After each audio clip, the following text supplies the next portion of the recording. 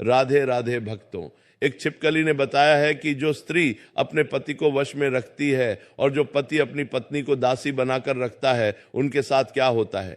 अगर आपके भी घर में छिपकली रहती है तो उन छिपकलियों का और आपका पूर्व जन्म का एक गहरा संबंध है। आखिर वह छिपकलियां आपके घर में क्यों आती है, उनकी कौन सी इच्छाएं होती है, क्यों आपकी पत्नी उन छिपकलियों से डरती है या उनसे इतनी नफरत करती है, इसके पीछे बहुत ही गहरा रहस्य है जो श्री कृष्ण ने देवर्षि नारद को बताया है। इसीलिए आप आज के प्रवचन को अंत तक जरूर सुने। इससे आपको समझ में आ जाएगा कि आपके घर की छिपकलियों का और आपका पूर्व जन्म का कोई संबंध है। तो चलिए बिना देरी किए आपको बताते हैं। एक समय की बात है, देवर्षि नारद ने विनम्र होकर श्री कृष्ण से पूछा, हे माधव, कृपा करके मुझे बताइए कि जो स्त्री अपने पति को वश में करने के लिए तरह तरह के उपाय करती है, उसे अपने कर्मों का कैसा फल मिलता है। पति को वश में रखने वाली स्त्री का क्या होता है यदि पति भी पत्नी को दासी बनाकर रखता है।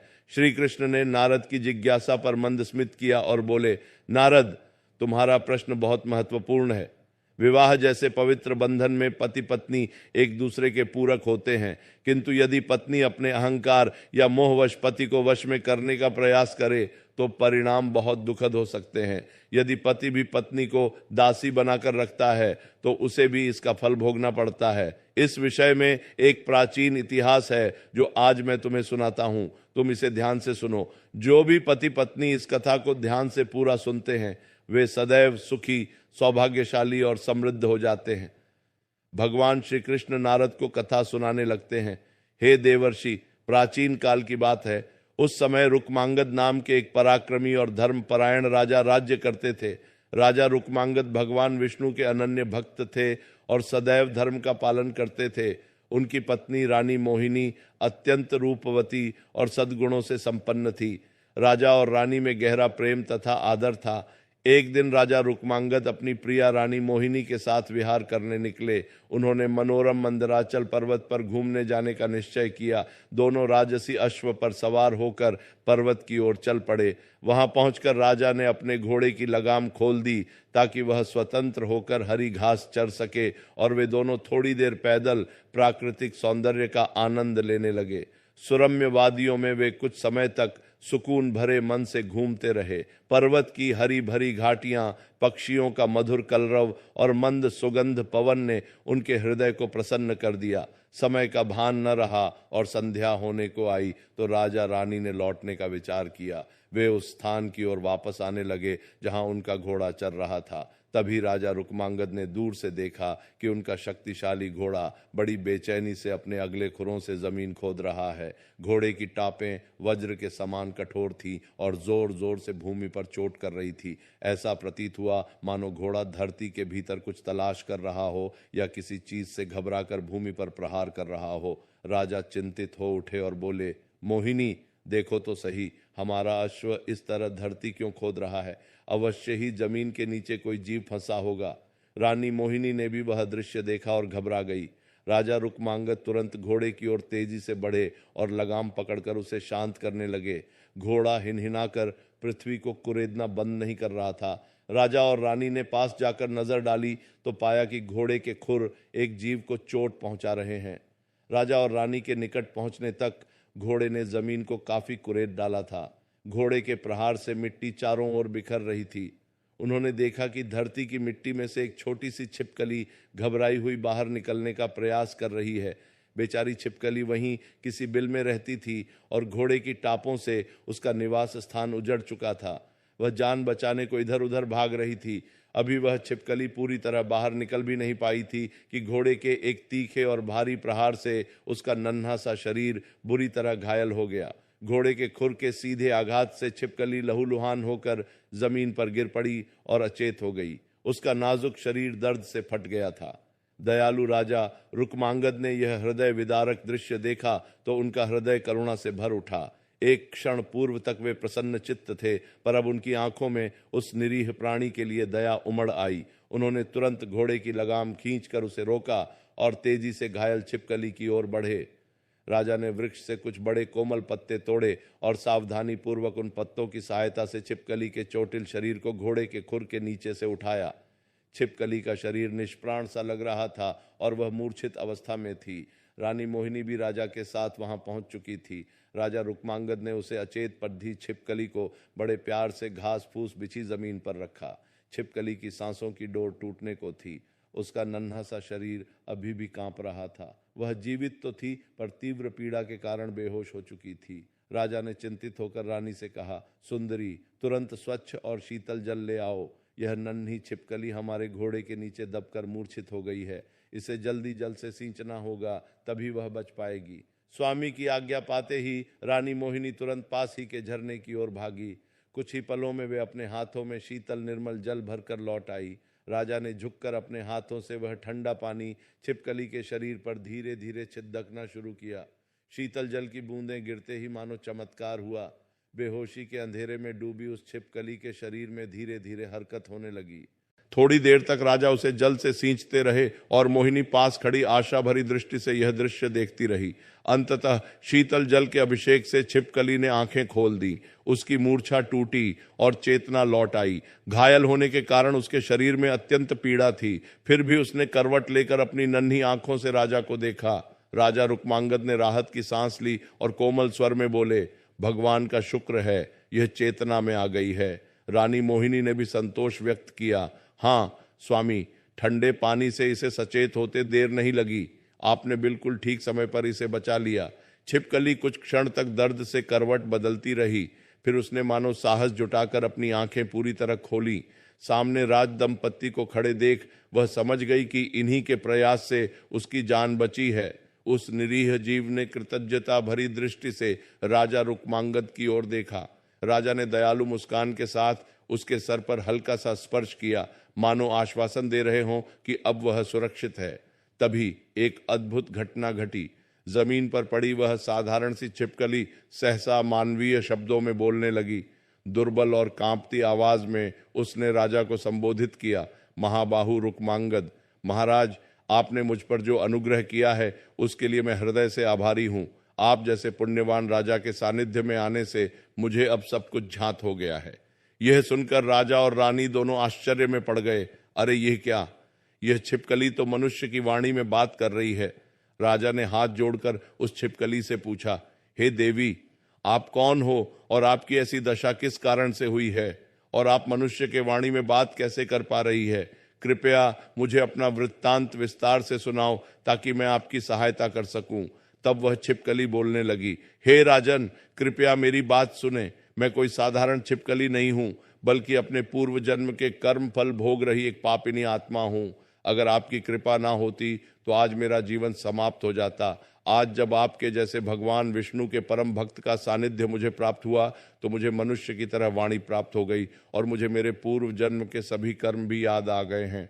इसीलिए मैं आपको मेरे पूर्व जन्म का चरित्र सुनाती हूँ, तभी आपको मेरे इस दुख का कारण समझ में आएगा। उस छोटे से प्राणी के ऐसे वचन सुनकर राजा रुक्मांगद भी आश्चर्यचकित थे, किंतु वे धर्म और अध्यात्म के गूढ़ रहस्यों से भली भांति परिचित थे। उन्होंने मन ही मन सोचा कि निश्चय ही यह कोई पूर्व जन्म का प्राणी है जो शापवश या पापवश छिपकली बना है। उन्होंने तुरंत अपने आश्चर्य को संभाला और पृथ्वी पर झुककर नरम स्वर में बोले, हे भोले प्राणी, निस्संकोच अपना वृतांत सुनाओ, मैं ध्यानपूर्वक सुनूंगा। तुम्हारे कष्ट का कारण जानना हमारा कर्तव्य है। तुम निश्चिंत होकर सब बताओ। छिपकली ने कराहते हुए कहना आरंभ किया, महाराज, मेरा पूर्व जन्म का नाम पद्मावती था। मैं एक ब्राह्मण की पत्नी थी और रमणीय शाकल नगर में रहती थी। उस नगर में सुहाने बाग बगीचे और पवित्र मंदिर थे। मेरे पति एक विद्वान ब्राह्मण थे और नगर में उनका सम्मान था। प्रारब्धवश मुझे रूप और यौवन का वरदान मिला था।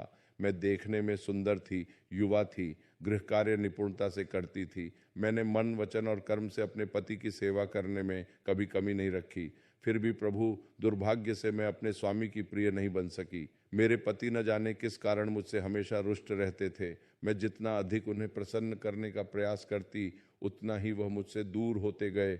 वे छोटी छोटी बात पर मुझ पर क्रोध करते और कठोर वचन कहते थे। उनके तीखे शब्द मेरे हृदय को छलनी कर देते थे। मैं रात दिन ये सोचकर रोया करती थी कि ऐसा क्या करूं जिससे मेरे स्वामी का स्नेह मुझे मिले। एक पत्नी के लिए इससे बढ़कर पीड़ा क्या होगी कि उसका पति उससे नफरत करे या दूसरों में आसक्त हो। छिपकली बोलने लगी, जी हाँ राजन, मेरे स्वामी का मन मेरे प्रति नहीं था। संभवतः वे किसी दूसरी स्त्री की ओर आकर्षित थे। उनकी बेरुखी और तिरस्कार से आहत होकर मेरे मन में भी धीरे धीरे क्रोध और प्रतिशोध का भाव घर करने लगा।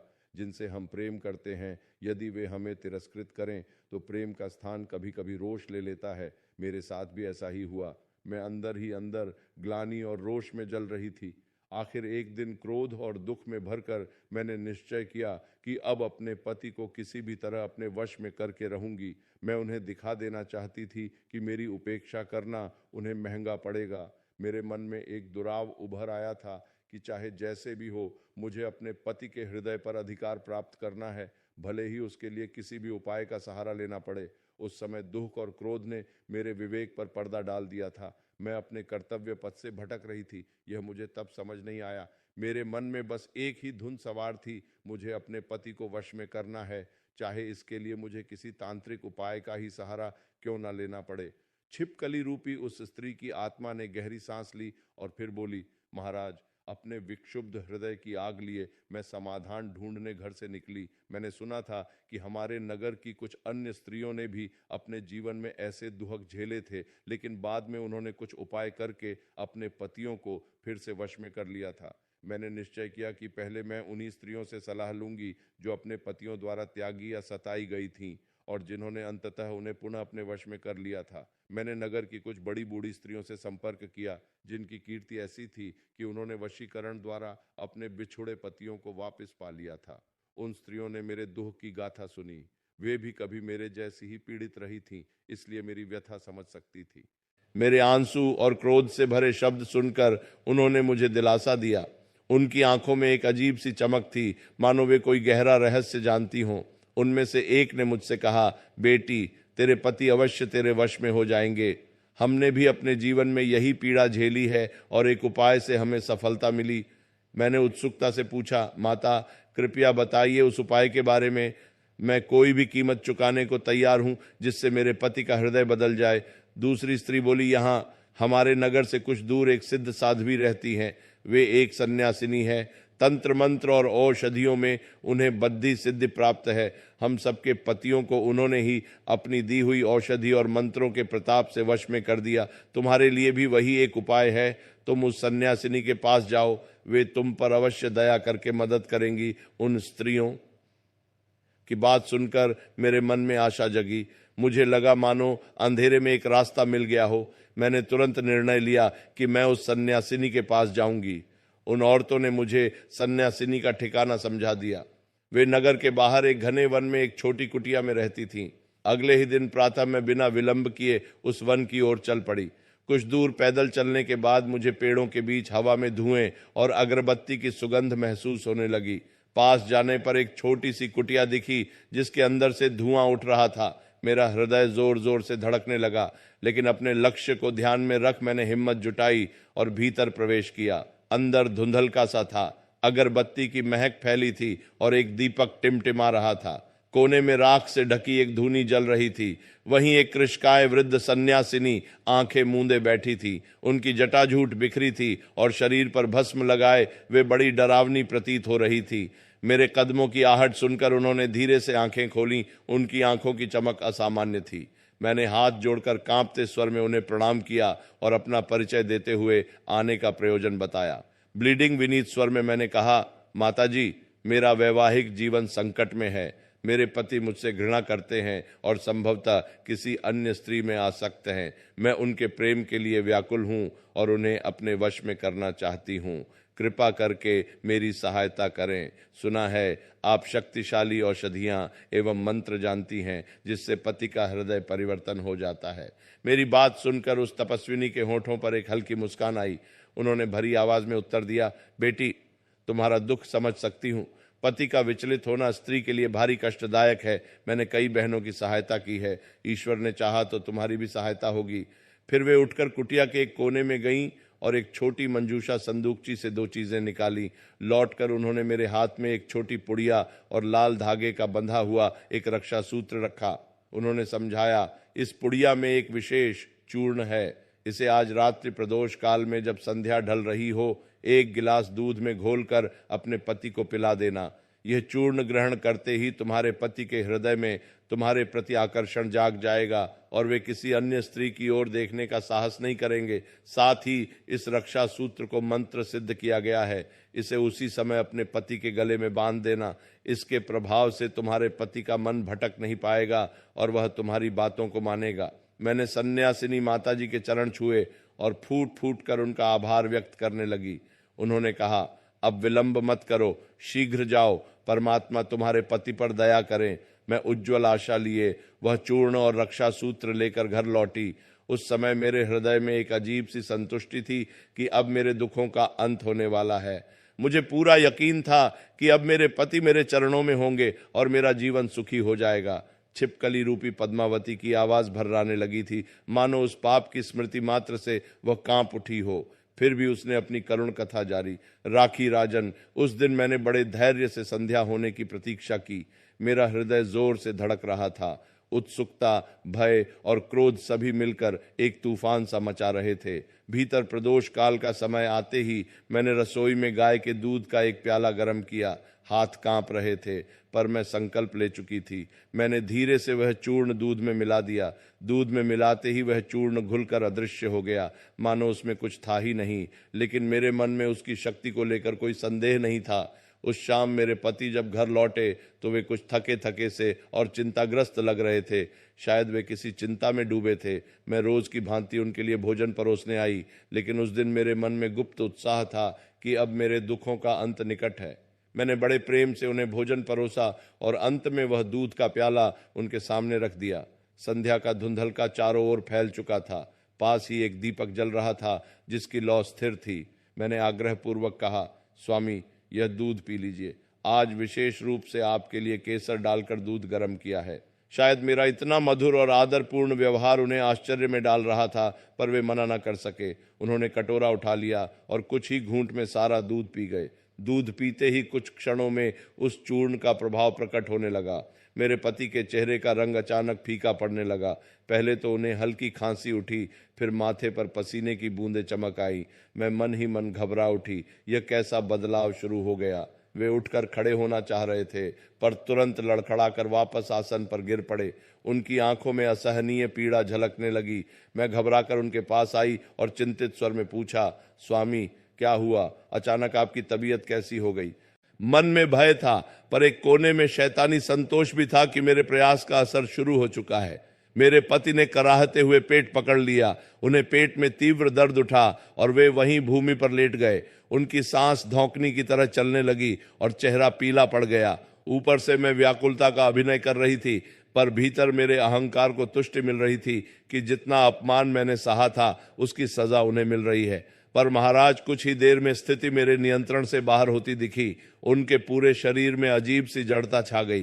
तीव्र ज्वर ने उन्हें घेर लिया। उनका शरीर कांप रहा था और वे पसीने से नहा गए। मैं डर तो गई थी, फिर भी खुद को दिलासा दिया कि शायद यह दवा का प्रारंभिक असर भर है, लेकिन मन में गहरी आशंका थी। रात बढ़ती गई और मेरे पति की अवस्था भयानक रूप से बिगड़ती चली गई।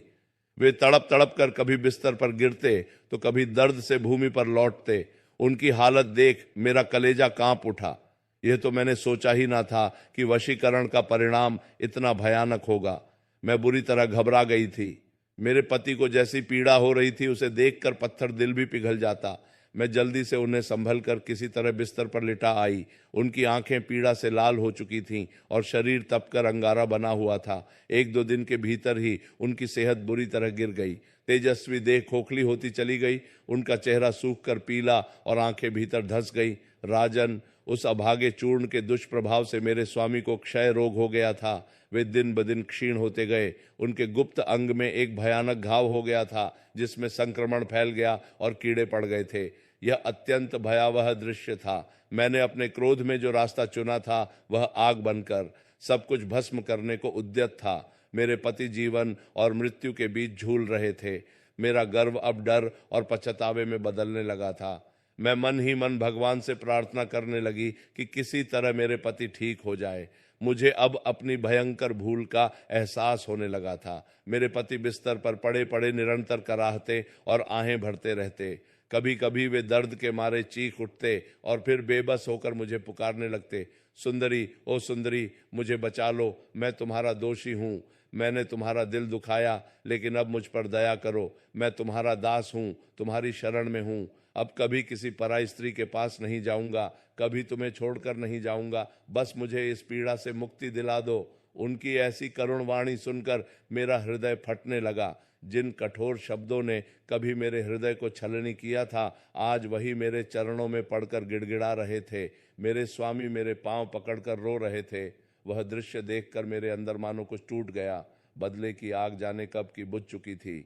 मेरे हठ का स्थान गहरे पछतावे ने ले लिया। मैंने घबराकर सोचा कि मैं ये कैसा अनर्थ कर बैठी। अपने प्रिय पति को इस दशा में देखकर मुझे अपने आप से घृणा होने लगी। उस क्षण मैंने निर्णय लिया कि अब किसी भी कीमत पर मैं अपने पति की जान बचाऊंगा। मैं अपने पाप को सुधारना चाहती थी, यद्यपि बहुत देर हो चुकी थी। पद्मावती रूपी उस छिपकली ने गहरी सांस भरकर आगे कहना शुरू किया, मेरे हृदय में अब पछतावा और भय के सिवा कुछ न था। मेरे पति के करुण क्रंदन ने मेरी आंखें खोल दी थी। मैं तुरंत उठी और भागी भागी फिर उसी तपस्विनी सन्यासिनी के आश्रम पहुंची। मुझे देखते ही वे चौंक गई, क्योंकि मैं बुरी तरह रो रही थी। मैंने हाथ जोड़कर हिचकियां लेते हुए कहा, माता जी, मुझसे भारी भूल हो गई। आपके दिए चूर्ण को पिलाने से मेरे स्वामी पर विपत्ति टूट पड़ी है। वे मृत्यु के कगार पर हैं। कृपा करके अब कोई उपाय बताएं जिससे मेरे पति की रक्षा हो सके। मुझे अपने के पर गहरा पछतावा है। अगर मेरे पति को कुछ हो गया तो मेरा सर्वनाश निश्चित है। तपस्विनी ने मेरी दयनीय दशा देखी। कुछ देर तक वे आंखें मूंद कर शायद मन ही मन प्रार्थना करती रहीं। फिर भीतर से एक छोटी सी कटोरी में किसी औषधि का घोल लेकर आई। उन्होंने कहा, बेटी, भगवान ने चाहा तो इससे तेरे पति का दाह शांत होगा। यह दूसरी औषधि पीते ही तुम्हारे पति स्वस्थ हो जाएंगे। इसे तुरंत जाकर उन्हें पिला दो। मैं सन्यासिनी के चरणों में गिर पड़ी और उनका धन्यवाद करने लगी। वे बोली, अब विलंब मत करो, शीघ्र जाओ, परमात्मा तुम्हारे पति पर दया करें। मैं आशा के अंतिम दीप को सीने में लिए उस औषधि को लेकर घर लौट आई। घर पहुंचकर मैंने औषधि प्याले में घोलकर किसी तरह अपने अर्धमूर्छित पति को पिला दी। जैसे ही वह दवा उनके कंठ से नीचे उतरी, कुछ ही पलों में उसका चमत्कारिक असर दिखाई देने लगा। जो पति कुछ क्षण पूर्व मौत के मुहाने पर थे, वे धीरे धीरे शांत होकर गहरी नींद में सो गए। उनके चेहरे की पीड़ा कुछ कम होती दिखी और श्वास नियमित होने लगी। उस रात वे सुकून से सोते रहे। सुबह होते होते मानो चमत्कार हो गया। मेरे पति पूर्णतः स्वस्थ होकर उठ बैठे। ना तेज ज्वर रहा, ना शरीर का दर्द, ना किसी बीमारी का चिन्ह। उनका रोग जैसे जड़ से मिट गया था। मेरे स्वामी को फिर से हृष्ट पुष्ट देख मेरी आंखों से कृतज्ञता के आंसू बह निकले। मैंने तुरंत ईश्वर को प्रणाम किया और उस सन्यासिनी को मन ही मन धन्यवाद दिया, जिनकी दया और प्रसाद से मेरे जीवन की सबसे बड़ी विपत्ति टल गई। मेरे पति को होश आया तो उन्हें स्वयं यकीन नहीं हुआ कि वे अच्छे हो गए हैं। वे आश्चर्य से अपना शरीर टटोलने लगे और बोले, ये कैसा चमत्कार है, मैं तो निश्चित मृत्यु को प्राप्त हो रहा था, अब बिल्कुल ठीक हूँ। उन्होंने मुझ पर दृष्टि डाली। पिछले कुछ दिनों के कष्ट ने उनके हृदय को पूरी तरह बदल दिया था। वे नरम स्वर में बोले, देवी, शायद तुम्हारी सेवा और तपस्या से भगवान ने मुझे जीवन दान दिया है। मैंने तुम्हारे साथ बहुत अन्याय किया। तुमने मेरी इतनी सेवा की, मुझे माफ कर दो। अब मैं सदा तुम्हारी इच्छा के अनुसार चलूंगा और तुम्हें कभी दुख ना दूंगा। यह कहते हुए मेरे पति की आंखें भी भीग गईं और वे मेरे चरणों में झुकना चाहते थे, पर मैंने झट उन्हें रोक लिया। उस पल मैंने मन ही मन ईश्वर को धन्यवाद दिया कि हमारा दाम्पत्य टूटते टूटते बच गया। मुझे लगा था कि अब हमारा जीवन सुखी हो जाएगा। राजन, मेरे स्वामी सचमुच उस दिन से मेरे वश में हो गए। उनका हृदय मानो पलट गया। अब वे मुझे कटु वचन तो क्या ऊंची आवाज में कुछ भी न कहते। वे मेरा कहाँ टाल नहीं पाते थे। मैंने जो चाहा उन्होंने वैसा ही किया, किंतु दुर्भाग्यवश अपने अपराध से मिली यह विजय भी मेरे लिए अंततः श्राप बन गई। पति के पूर्ण रूप से वश में होते ही मेरे मन में अहंकार ने फिर सिर उठाया। वर्षों का दबा रोष और पीड़ा अब सत्ता पाकर उभर आई। जिस पत्नी धर्म को मैं भूल चुकी थी, उसकी मर्यादा में और तोड़ने लगी। मैंने अपने पति पर प्रभुत्व जमाना शुरू कर दिया। मैं उन्हें उल्टे आदेश देने लगी जैसे वे कभी मुझे देते थे। अब स्थिति उलट गई थी। पहले जहां मैं संकोचवश अपने पति का नाम नहीं लेती थी, अब मैं उनका नाम लेकर ही पुकारती। मुझे उनकी प्रतिष्ठा या मान का ख्याल न रहा। मैंने उन्हें अपने अधीन सेवक की भांति व्यवहार करना शुरू कर दिया। मैं घर के बहुत से काम उनसे कराने लगी। जो कार्य पहले मैं करती या नौकरों से करवाती, वह सब अब मैं अपने पति से कहकर करवाती थी। वे चुपचाप मेरा कहा मानते जाते, यहाँ तक कि जो स्त्री पहले अपने पति को भोजन कराने के बाद ही स्वयं खाती थी, वह मैं ही थी। पर अब मैं जानबूझकर उनके पहले ही भोजन कर लेती। अपने पति की आज्ञा या इच्छा का तो प्रश्न ही नहीं था। अब घर में वही होता जो मैं चाहती थी। अगर कभी मेरे पति मुझे किसी बात के लिए टोकते भी तो मैं सुनकर अनसुना कर देती थी और उन्हीं पर रोब जमाती थी। महाराज, उस समय मुझे लगा था कि मैंने अपने जीवन की सबसे बड़ी लड़ाई जीत ली है। मेरे पति अब सदा के लिए मेरे वश में थे और मैं जैसा कहती वैसा ही होता। एक पल को मुझे लगा कि अब मैं संसार की सबसे सुखी स्त्री हूं, लेकिन मनुष्य अपने कर्मों से कब तक भाग सकता है। मेरे पाप ने मेरा पीछा नहीं छोड़ा। कुछ समय बीता और विधि का विधान सामने आया। मेरी मृत्यु का समय आ पहुंचा। मैं अधिक दिनों तक जीवित ना रही। एक दिन इस नाशवान देह को छोड़कर मैं मर गई। मेरे प्राण निकलते ही मेरे सामने यमदूत आ खड़े हुए। उनके भयानक रूप को देखकर मेरी आत्मा कांप उठी। वे काले भुजंग आकृति वाले यमदूत मुझे बेड़ियां डालकर घसीटते हुए यमराज की सभा की ओर ले चले। स्वर्गलोक का द्वार तो क्या, मैंने यमपुरी के भयानक मार्ग में ही अपने को पाया। मेरे मन में गहरा भय और पश्चाताप था, पर अब सब देर हो चुकी थी। यमराज के दरबार में मेरे कर्मों का न्याय होना था। यमराज, जो अपने न्याय के लिए प्रसिद्ध हैं, सिंहासन पर विराजमान थे। कम कांपती आत्मा के साथ मुझे उनके सामने लाकर खड़ा कर दिया गया। मेरे पापों का लेखा जोखा पढ़कर यमराज क्रोधित हो उठे। उन्होंने भयंकर स्वर में निर्णय सुनाया। इसने अपने पति पर वशीकरण कर घोर पाप किया है। इसे नरक में तपते तांबे के कड़ाह में डालकर युगों तक जलाया जाए। यमराज का आदेश मिलते ही यमदूत मुझे घसीटकर उस नरक के कड़ाह के पास ले गए जहां तपता हुआ तांबा खौल रहा था। मैं चीख चीख कर क्षमा की भीख मांगने लगी, लेकिन वहां मेरी सुनवाई करने वाला कोई न था। अगले ही पल उन यमदूतों ने मुझे उठाकर उस खौलते तांबे के विशाल भगोने में फेंक दिया। राजन, वह यातना असहनीय थी। जैसे ही मेरा सूक्ष्म शरीर खौलते तांबे में गिरा, मैं चीख मारकर तड़प उठी। अब लगता था जैसे असंख्य बिच्छू एक साथ डंक मार रहे हों, जैसे शरीर में आग के करोड़ों तीर चुभ रहे हों।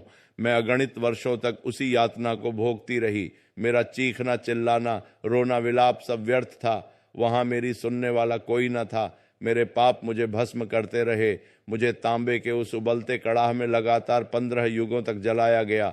इतने लंबे समय तक नारकीय यातना सहने के बाद जब मेरे कुछ पाप भस्म हो गए, तब यमराज ने मुझे नरक से निकालने का आदेश दिया। मैं समझ चुकी थी कि मेरे कृत्य अक्षम्य थे, किंतु अभी पूरी सजा बाकी थी। यमराज ने कठोर स्वर में कहा, इसके पाप पूरी तरह नहीं मिटे हैं। इसे मनुष्य योनि अभी नहीं मिलेगी। इसे पृथ्वी पर भेज दो। उनके आदेश के अनुसार मेरा अगला जन्म पृथ्वी पर एक तुच्छ छिपकली के रूप में हुआ। महाराज, इस छिपकली की देह में रहते हुए मुझे अब 10,000 वर्ष बीत चुके हैं। इतने वर्षों तक मैं इस रूप में पृथ्वी पर भटक रही हूँ। कहीं किसी पुराने खंडहर में, तो कभी किसी पेड़ की खो में, तो कभी लोगों के घरों की अंधेरी दरारों में छिपकर मैंने दिन काटे हैं। इस तुच्छ देह के साथ जीवन अत्यंत दुखमय है। ना ठीक से अन्न, ना जल, बस कीड़े मकोड़े खाकर जीवित रही। निरंतर 10,000 वर्षों का यह लंबा समय मैंने अपने पापों पर पछताते हुए और ईश्वर से क्षमा की भीख मांगते हुए बिताया है।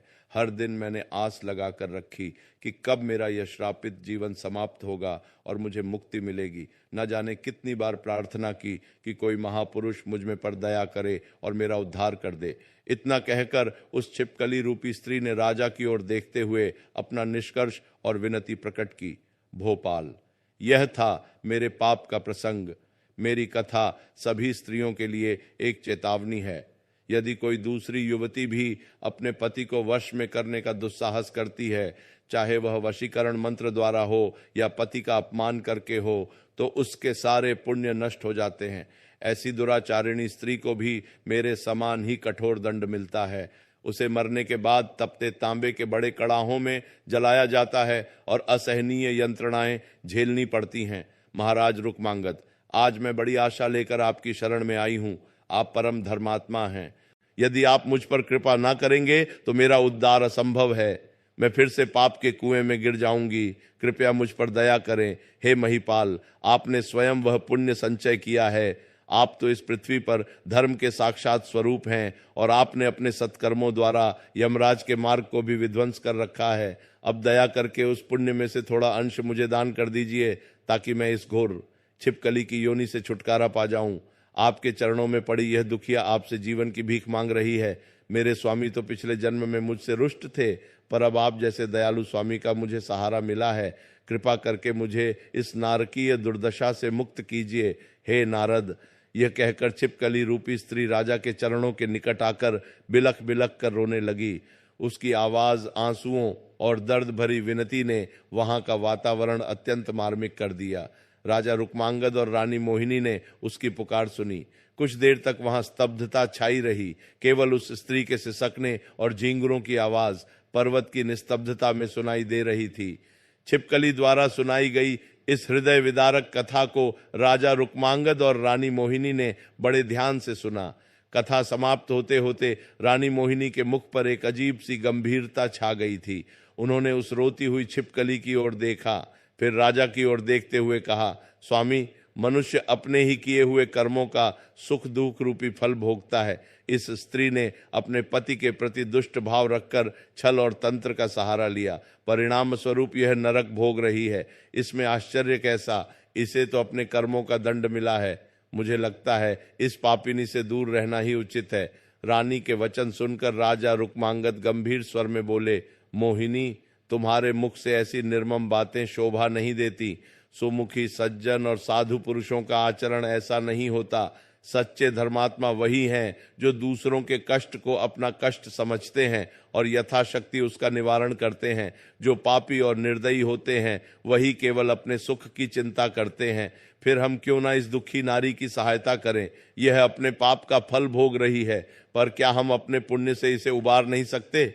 यदि ईश्वर ने हमें शक्ति दी है तो उसका उपयोग किसी का कल्याण करने में ही होना चाहिए। सुंदरी मोहिनी, मैं निश्चय कर चुका हूं, मैं इस दुखी छिपकली को अपने पुण्यों का अंश देकर अवश्य उसका उद्धार करूंगा। ठीक उसी प्रकार जैसे प्राचीन काल में राजा ययाति का उद्धार उनके पुण्यशाली पुत्रों ने अपने पुण्य देकर किया था। यह मेरा सौभाग्य होगा कि ईश्वर ने मुझे किसी प्राणी के उद्धार का माध्यम बनाया।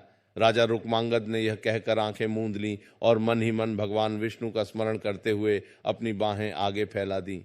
उन्होंने दया और वात्सल्य से कांपते स्वर में आशीर्वाद दिया, हे परमात्मा, मेरे द्वारा संपादित व्रत और अन्य जितने भी शुभ कर्मों का पुण्य हो वह सब इस पीड़ित स्त्री को अर्पित करता हूँ। मेरे पुण्य के प्रकाश से इसके पाप अंधकार दूर हों। विष्णु भगवान इस पर कृपा करें। राजा के इन वचनों के साथ ही एक अद्भुत चमत्कार हुआ। राजा रुक्मांगद के मुखमंडल से तेजस्वी प्रकाश निकलकर उस छिपकली के शरीर पर पड़ने लगा, मानो उनके पुण्यों की दिव्य आभा उस निरीह प्राणी को आलोकित कर रही हो।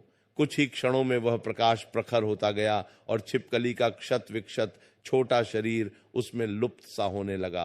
प्रकाश का वह पुंज कुछ देर तक फैला रहा। जब उसका तेज कम हुआ और राजा रुक्मांगद भी मोहिनी ने आंखें खोलकर देखा तो जो दृश्य सामने था उसे देखकर उनके आंसू खुशी से छलक पड़े। उस स्थान पर अब छिपकली का टूटा हुआ शरीर नहीं था, वहां एक दिव्य सुंदरी स्त्री खड़ी थी। उसका रूप अद्भुत तेजस्वी था। उसने चमकते रत्नों से जटित दिव्य वस्त्र धारण किए हुए थे और आभूषणों से विभूषित थी। उसका मुखमंडल सूर्य की भांति दे दीप्यमान हो रहा था, मानो स्वयं लक्ष्मी प्रकट हो गई हो। उस स्त्री ने नया जीवन पाकर आनंद से भरकर राजा और रानी को प्रणाम किया।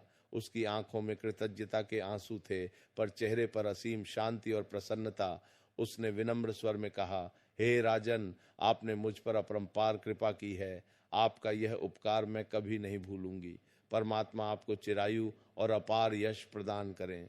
इतना कहकर वह दिव्य स्त्री हाथ जोड़कर आकाश की ओर देखने लगी। उसी क्षण आकाश मार्ग से देवालय के समान एक दिव्य विमान नीचे उतरता दिखाई दिया। राजा रुक्मांगद से आज्ञा लेकर वह स्त्री उसे दिव्य विमान पर आरूढ़ हो गई।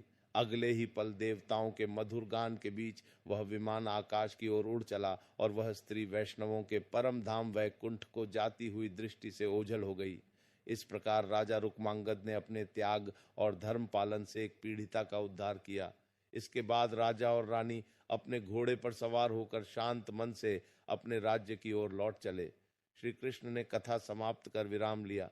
नारद मुनि की आंखों में भी भाव विह्वलता झलक रही थी। उन्होंने विनम्रता से हाथ जोड़कर कहा, हे प्रभु, आपकी इस कथा ने मेरा हृदय खोल दिया। सचमुच जो स्त्री पति को वश में करने का पाप करती है, उसका अंत ऐसा ही दुखद होता है। यह कथा हर स्त्री पुरुष के लिए एक शिक्षा है कि दाम्पत्य जीवन में प्रेम, विश्वास और धर्म का पालन ही सर्वश्रेष्ठ मार्ग है। प्रिय मित्रों, इस कथा से हमें यह शिक्षा मिलती है कि पति पत्नी के संबंध में परस्पर आदर, विश्वास और धर्म पालन परम आवश्यक है। विशेषतः पत्नी द्वारा पति को छल, जादू या अनुचित रीति से वश में करने का प्रयास घोर विनाशकारी सिद्ध होता है। पति को परमेश्वर समान मानकर उसकी सेवा और सम्मान करना ही स्त्री का परम धर्म बताया गया है। जो स्त्री अपने पति के प्रति कपट या अहंकार का मार्ग अपनाती है, उसे जीवन में कभी सुख की प्राप्ति नहीं होती और उसे अपने कर्मों का कठोर फल भोगना पड़ता है।